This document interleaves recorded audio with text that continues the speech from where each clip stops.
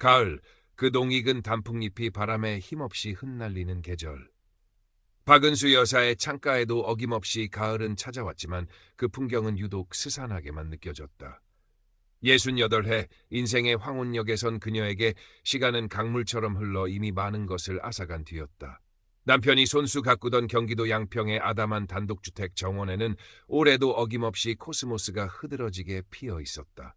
남편이 가장 좋아했던 꽃, 그 꽃을 볼 때마다 가슴 한구석이 아려왔다. 은수는 잔주름이 내려앉은 손으로 하염없이 꽃잎만 만지작거렸다. 평생을 초등학교 교단에서 아이들의 해맑은 웃음소리와 함께 살아온 그녀였다.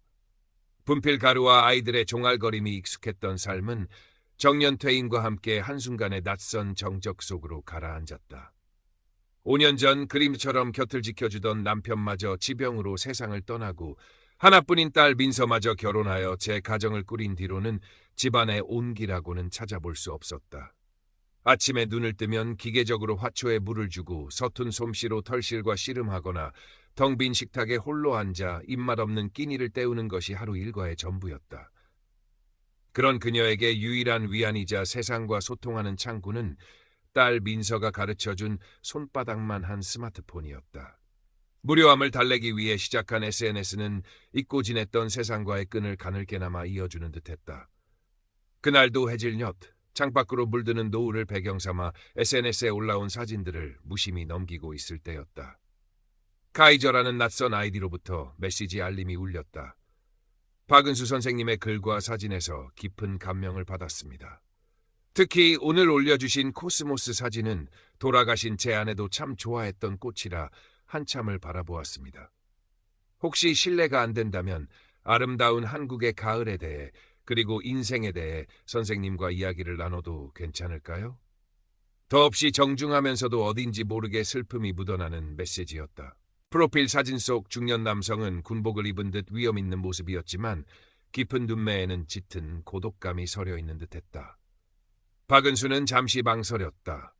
온라인에서 한 번도 만나본 적 없는 낯선 이와 대화를 나눈다는 것이 영 내키지 않았지만 선생님이라는 정중한 호칭과 진심이 느껴지는 그의 사연에 자신도 모르게 답장을 입력하고 있었다. 안녕하세요. 부족한 글과 사진을 좋게 봐주셔서 오히려 제가 감사합니다. 코스모스, 참 아름다운 꽃이지요. 그것이 모든 일의 시작이었다. 카이저는 자신을 해외 파병군 장교 출신으로 현재는 은퇴 후 작은 무역 사업을 하고 있다고 소개했다. 아내와는 오래전 사별했고 유일한 아들은 성장하여 먼 타국에서 자신의 삶을 살고 있어 자신 역시 은수처럼 외로운 황혼을 보내고 있다고 했다.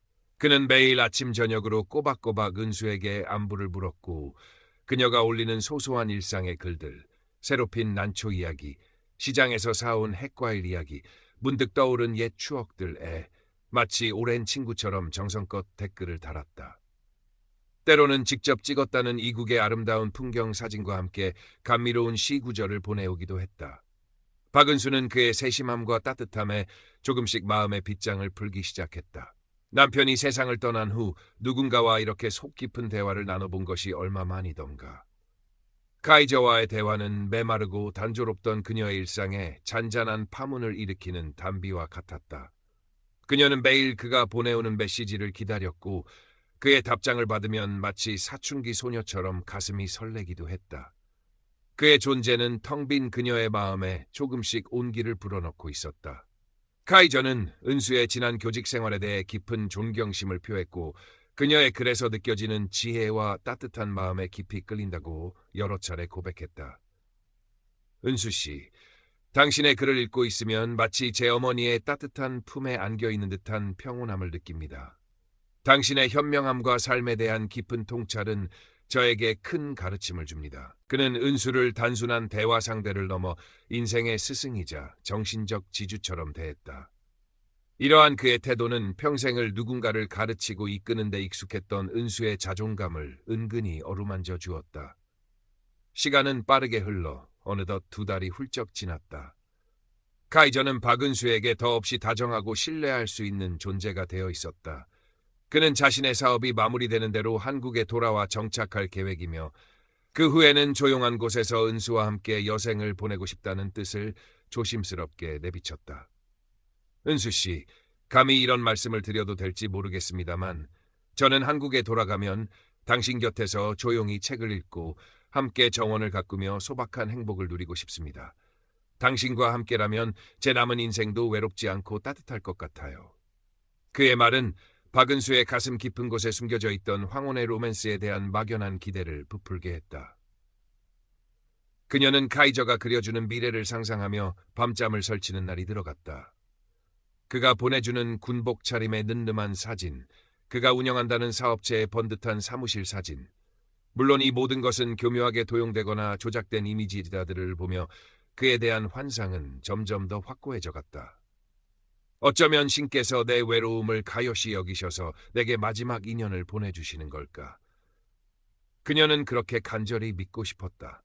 그녀는 카이저에게 자신의 예금 상황이나 작은 연금 수입에 대해 무심코 이야기하기도 했는데 카이저는 그때마다 은수 씨는 참 알뜰하시군요. 그런 현명함이 지금의 당신을 만들었을 겁니다. 라며 칭찬을 아끼지 않았다. 그러던 어느 늦가을 밤 카이저로부터 다급한 전화가 걸려왔다. 평소 차분하고 여유롭던 그의 목소리가 아니었다. 불안감과 초조함이 역력히 묻어나는 목소리였다. 은수 씨, 정말 큰일이 났습니다. 제가 지금 진행 중인 마지막 사업에서 예상치 못한 문제가 발생했어요. 현지 세관에 갑자기 거액의 통관 수수료가 책정되었는데 제가 지금 당장 동원할 수 있는 자금이 부족합니다. 박은수의 심장이 덜컥 내려앉았다. 아니, 그게 무슨 말씀이세요? 갑자기 왜? 얼마나 필요한데요? 카이저는 깊은 한숨을 내쉬며 말했다. 정확한 액수는 아직 파악 중입니다만 대략 500만 원 정도면 급한 불은 끌 수 있을 것 같습니다. 정말 면목 없습니다, 은수 씨. 당신께 이런 부탁을 드리게 될 줄은 꿈에도 몰랐습니다. 하지만 지금 제 곁에는 당신 말고는 기댈 사람이 아무도 없어요. 이 문제만 해결되면 저는 바로 모든 것을 정리하고 한국으로 갈 수 있습니다. 물론 한국에 도착하는 즉시 이자는 물론이고 감사의 표시까지 두둑하게 챙겨서 갚아드리겠습니다. 500만 원. 평생을 아끼고 절약하며 살아온 박은수에게 결코 가볍게 여길 수 없는 돈이었다. 그녀는 순간 망설였다. 아무리 카이저가 믿음직스러운 사람이라 해도 한 번도 얼굴을 본 적 없는 사람에게 섣불리 돈을 빌려준다는 것은 상식적으로 이해하기 어려운 일이었다. 평생 교사로 재직하며 아이들에게 정직과 신중함을 가르쳐온 그녀 자신에게도 용납하기 힘든 일이었다. 하지만 수화기 너머로 들려오는 카이저의 절박한 목소리, 그리고 그동안 그와 나누었던 수많은 따뜻한 대화와 위로, 그가 심어준 미래에 대한 달콤한 기대가 그녀의 이성적인 판단을 흐리게 만들었다. 그가 얼마나 다급하고 힘들면 나에게 이런 부탁까지 할까? 그동안 나에게 얼마나 큰 힘이 되어 주었는데 이 정도는 내가 도와줄 수 있지 않을까? 그가 한국에 오면 모든 것이 해결될 텐데.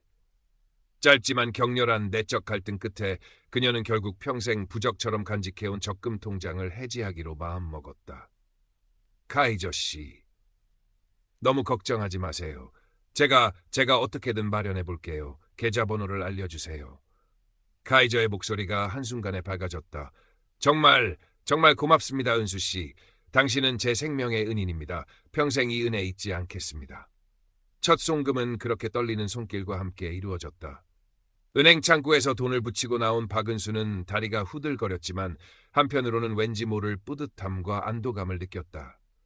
그를 도왔다는 사실, 그리고 그가 자신을 얼마나 신뢰하고 의지하는지에 대한 확인이기도 했다. 카이저는 연신 고맙다는 메시지를 보내며 곧 모든 문제가 순조롭게 해결될 것이라고 그녀를 안심시켰다. 박은수는 그날 밤 오랜만에 편안한 잠을 청할 수 있었다. 하지만 그것은 끝이 아닌 비극의 시작에 불과했다. 며칠 뒤 카이저는 또다시 마치 세상이 무너진 듯한 목소리로 박은수에게 연락해왔다. 은수 씨, 정말 드릴 말씀이 없습니다. 세관 문제가 해결되는가 싶더니 이번에는 갑자기 현지 협력업체에서 계약금 잔금을 긴급하게 요구하고 나섰습니다. 이 돈을 당장 지불하지 않으면 모든 사업이 수포로 돌아가고 저는 빈털터리가 되어 한국으로 돌아갈 수도 없게 됩니다. 이번에는 1,000만 원 정도가 더 필요할 것 같습니다. 박은수는 가슴이 철렁 내려앉았지만 이미 한번 큰 돈을 보낸 터라 이제 와서 거절하기가 더욱 어려웠다. 여기서 내가 손을 놓으면 그동안 보낸 돈도 카이저 씨와의 관계도 모두 끝장이야. 카이저는 마치 그녀의 속마음을 읽기라도 한 듯 이번이 정말 마지막입니다. 은수 씨, 이것만 해결되면 정말 모든 것이 끝납니다. 제발, 제발 저를 한 번만 더 믿어주십시오. 라며 눈물까지 글썽이는 듯한 목소리로 그녀를 회유했다. 박은수는 결국 딸 몰블레에 들어왔던 보험까지 해약하며 돈을 마련했다. 카이저의 요구는 마치 밑 빠진 독에 물 붓기처럼 끝없이 이어졌고 액수도 점점 더 대담하게 커져만 갔다. 갑작스러운 세금 폭탄, 현지 직원의 배신으로 인한 손실 보전, 심지어 과로로 쓰러져 긴급 수술을 받아야 한다며 병원비까지 요구해왔다. 그때마다 이유는 교묘하게 바뀌었고 박은수는 매번 그의 눈물 어린 호소와 절박한 연기에 속절없이 넘어가고 말았다. 그녀는 자식들에게는 차마 이 사실을 털어놓을 수 없었다. 평생을 반듯하게 살아온 자신이 이런 어처구니 없는 일에 휘말렸다는 것을, 그리고 평생 모은 재산을 낯선 남자에게 보내고 있다는 것을 딸 민서가 알게 된다면 자신을 얼마나 한심하고 어리석게 생각할까 두려웠다. 그녀는 남편이 남긴 유품인 낡은 금시계며 결혼할 때 친정어머니가 해주신 빛바랜 패물함 속의 보석들까지 몰래 처분하며 돈을 마련했다. 이제 그녀의 통장 잔고는 거의 바닥을 드러내고 있었고 마음은 점점 더 깊고 어두운 수렁 속으로 빠져들고 있었다. 하지만 카이저는 매번 이제 정말 다 끝났습니다. 은수 씨, 당신의 헌신적인 도움 덕분에 모든 문제가 해결되었습니다. 우리가 한국에서 함께할 날이 정말로 정말로 머지 않았습니다. 라는 달콤한 말로 그녀에게 한 가닥 희망의 끈을 놓지 못하게 만들었다. 박은수는 그의 말만을 맹신하며 현실 감각을 완전히 상실한 듯했다. 그녀의 머릿속에는 오직 카이저가 무사히 한국에 돌아와 모든 것을 해결해주고 자신과 함께 평화롭고 행복한 노후를 보내는 장밋빛 미래만이 가득 차 있었다. 한편 박은수의 하나뿐인 딸 최민서는 최근 들어 엄마의 변화가 심상치 않음을 감지하고 있었다. 대기업 마케팅 부서에서 팀장으로 일하는 민서는 워킹맘의 고된 일상에 치여 친정에 자주 들르지는 못했지만 일주일에 한두 번씩은 꼭 엄마에게 안부 전화를 걸곤 했다. 그런데 얼마 전부터 엄마의 목소리에 예전 같은 생기가 없고 어딘지 모르게 불안해하거나 초조해하는 기색이 역력했다. 가끔은 전에 없이 돈 문제로 곤란해하는 듯한 뉘앙스를 풍기기도 했다. 평생 누구에게도 아쉬운 소리 한 번 안 하고 자식들에게조차 경제적으로 의지하는 것을 극도로 꺼리던 엄마였다. 이상한 예감이 민서의 머릿속을 떠나지 않았다. 어느 주말 오후 민서는 남편에게 아이들을 잠시 맡기고 예정에 없이 엄마의 집을 찾았다. 엄마, 요즘 무슨 일 있으세요? 목소리도 안 좋으시고 혹시 어디 편찮으신 거예요? 민서의 물음에 박은수는 당황한 기색을 감추지 못하며 손사래를 쳤다. 아니다. 별일 없어. 그냥 요즘 날씨가 그래서 그런지 몸이 좀 찌뿌둥해서 그렇다. 하지만 박은수의 눈빛은 불안하게 흔들리고 있었고 평소 깔끔하게 정돈되어 있던 집안도 어딘지 모르게 어수선해 보였다. 민서는 엄마가 잠시 차를 내려 주방으로 간 사이 거실 탁자 위에 놓여있던 엄마의 스마트폰 화면을 무심코 보게 되었다. 낯선 남자와 주고받은 수많은 메시지들이었다. 카이저라는 이름 옆에는 마치 연인 사이처럼 하트 이모티콘까지 붙어 있었다. 그리고 그 아래로는 송금 완료, 급하게 필요합니다 등 단어들이 심심찮게 눈에 띄었다. 민서의 심장이 차갑게 식어내리는 것을 느꼈다. 엄마, 이 사람 카이저라는 사람 누구예요? 엄마랑 무슨 사이예요?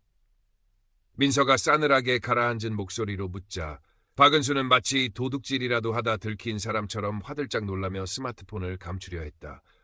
아무것도 아니야. 그냥 아는 사람일 뿐이다. 아는 사람이랑 이렇게 밤낮 없이 연락하고 돈 이야기도 아무렇지 않게 해요? 엄마, 지금 저한테 뭐 숨기시는 거 맞죠? 솔직하게 말씀해 주세요. 박은수는 끝까지 완강하게 부인했다. 네가 뭘 안다고 그렇게 함부로 말하니? 이건 내 사생활이야. 내가 신경 쓸 일 아니니 돌아가거라. 평소 온화하기만 하던 엄마의 단호한 태도에 민서는 큰 충격을 받았다. 엄마가 자신을 믿지 않고 무언가를 숨기고 있다는 사실에 깊은 실망감과 함께 불길한 예감이 엄습했다. 그날 이후 민서는 엄마의 집을 드나들며 본격적으로 엄마의 주변을 살피기 시작했다. 엄마의 통화 내용을 몰래 엿듣기도 하고 엄마가 잠시 자리를 비운 틈을 타 스마트폰의 메시지 기록들을 자세히 살펴보기도 했다. 카이저라는 남자가 보낸 사진들은 하나같이 어딘지 모르게 부자연스러웠고 그가 사용하는 한국어 표현들도 간혹 문법에 맞지 않거나 어색하게 느껴지는 부분들이 있었다. 결정적으로 그가 엄마에게 보냈다는 해외 사업 투자 계약서라는 문서는 인터넷에서 쉽게 구할 수 있는 양식의 허술하게 내용을 채워 넣은 조악하기 짝이 없는 위조 문서임이 분명해 보였다. 민서는 밤새도록 인터넷을 뒤져 로맨스 스캠, 노인 대상 온라인 사기 등의 키워드로 관련 사례를 검색해 보았다. 화면 가득 펼쳐지는 수많은 피해 사례들은 놀랍도록 엄마의 상황과 흡사했다. 피해자들은 대부분 외롭고 경제적으로 취약한 노년층이었고 사기꾼들은 페이스북이나 인스타그램 같은 SNS를 통해 접근하여 감성적인 말로 신뢰를 쌓은 뒤 온갖 거짓 명목으로 거액의 돈을 요구하는 치밀하고 악랄한 수법을 사용하고 있었다. 민서는 등골이 오싹해지는 것을 느끼며 온몸이 부들부들 떨려왔다. 엄마가 그 지독한 사기꾼들의 먹잇감이 된 것이 분명했다. 민서는 밤을 새워 카이저가 엄마에게 보낸 사진들의 출처를 하나하나 추적했다. 그가 자신이라고 보낸 늠름한 군복 사진은 알고 보니 수년 전 해외 뉴스 기사에 실렸던 전혀 다른 군인의 사진이었고 성공한 사업가라며 자랑스레 보여주었던 호화로운 해외 사무실 사진 역시 유명 건축 잡지에 소개된 다른 회사의 홍보 이미지였다. 모든 것이 철저하게 계획된 거짓과 기만이었다.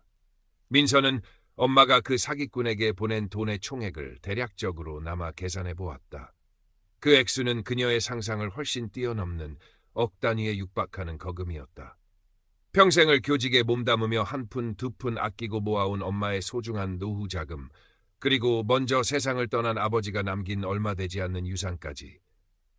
민서는 피가 거꾸로 솟는 듯한 격렬한 분노와 함께 엄마에 대한 깊은 연민과 자신에 대한 참을 수 없는 죄책감에 뜨거운 눈물을 하염없이 흘렸다. 왜 진작 엄마의 깊은 외로움을 알아주지 못했을까? 왜 그토록 바쁘다는 핑계로 엄마의 곁을 더 자주 지켜주지 못했을까? 다음 날 아침 민서는 퉁퉁 부은 눈으로 엄마의 집을 다시 찾았다. 그녀는 더 이상 시간을 지체할 수 없다고 판단했다. 그녀는 자신이 밤새도록 찾아낸 모든 증거들, 도용된 사진의 원본, 유사 사기 피해 사례 기사들, 카이저의 어색한 한국어 표현들을 분석한 자료들, 엄마 앞에 하나하나 펼쳐놓았다. 엄마, 제발 이 증거들을 좀 보세요. 이 사람, 카이저라는 사람, 엄마를 속이고 있는 사기꾼이라고요. 엄마가 평생 모은 돈, 이 파렴치한 사기꾼한테 전부 다 갖다 바치고 있는 거라고요. 제발 정신 좀 차리세요. 엄마! 민서의 절규와도 같은 외침에도 불구하고 박은수는 하얗게 질린 얼굴로 고개만 가로저을 뿐이었다. 그녀는 여전히 눈앞의 냉혹한 현실을 받아들이려 하지 않았다. 아니야, 그럴 리가 없어. 카이저 씨는 나한테 단 한 번도 거짓말을 한 적이 없어. 이건 다 네가 뭔가 오해하고 있는 거야. 그녀는 마치 주문을 외우듯 같은 말만 되풀이하며 민서가 내민 자료들을 애써 외면하려 했다. 바로 그때 마치 약속이라도 한 듯 박은수의 스마트폰이 요란하게 울려 퍼졌다. 화면에는 나의 카이저라는 발신자 이름이 선명하게 떠 있었다. 민서는 더 이상 참을 수 없다는 듯 엄마의 손에서 스마트폰을 거의 빼앗다시피 하여 스피커폰으로 통화를 연결했다. 카이저 씨? 당신 지금 어디서 뭐 하는 인간이야? 당신, 우리 엄마한테 도대체 무슨 짓을 하고 있는 거냐고. 민서의 차갑고 날카로운 목소리에 수화기 너머의 카이저는 순간 당황한 듯 아무 말도 하지 못했다. 잠시 침묵이 흐른 뒤 애써 침착함을 가장하려는 듯한 목소리가 들려왔다. 누구시죠? 저는 지금 은수 씨와 통화하고 싶은데요. 은수 씨, 지금 제 전화 받고 계신 거죠? 은수 씨? 당신 같은 사기꾼이 어디 감히 우리 엄마 이름을 함부로 입에 올려. 당신이 우리 엄마한테 보낸 그 번지르르한 사진들, 그거 전부 다 인터넷에서 훔쳐온 가짜 사진인 거 내가 다 알아냈어. 당신 국제 로맨스 스캠 전문 사기꾼이지. 안 그래? 카이저의 목소리가 눈에 띄게 떨리기 시작했다. 무슨 말씀을 그렇게 함부로 하시는 겁니까? 저는 그런 사람 아닙니다. 분명 뭔가 큰 오해가 있으신 것 같습니다. 은수 씨, 제발 이분 좀 말려주세요. 저는 정말 억울합니다. 오해? 억울해? 웃기지 마. 더 이상 그 역겨운 변명 늘어놓지 말고 당장 우리 엄마한테서 뜯어간 돈 전부 다 고스란히 돌려내. 그렇지 않으면 국제경찰에 신고해서 당신 끝까지 찾아낼 테니까. 민서의 단호하고 거센 추궁에 카이저는 더 이상 말을 잇지 못하고 잠시 동안 숨 막히는 침묵만을 지켰다. 그리고는 시끄러워라는 짧은 외마디와 함께 황급히 전화를 끊어버렸다. 잠시 후 그의 모든 SNS 계정은 마치 신기루처럼 흔적도 없이 사라져버렸다. 모든 것이 한순간에 물거품처럼 사라져버렸다.